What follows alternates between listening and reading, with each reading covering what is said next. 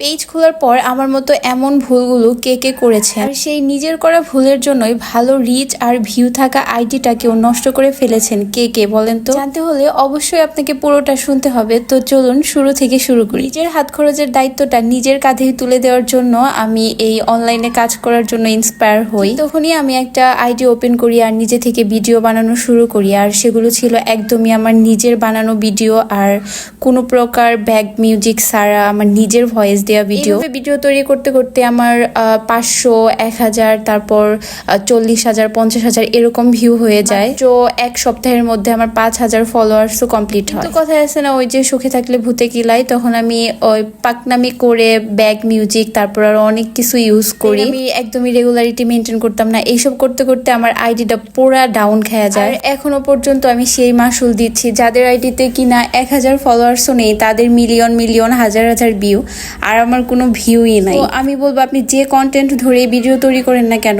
ধারাবাহিকভাবে সেইভাবে কাজ করে যাবেন, তাহলেই সফল হবেন।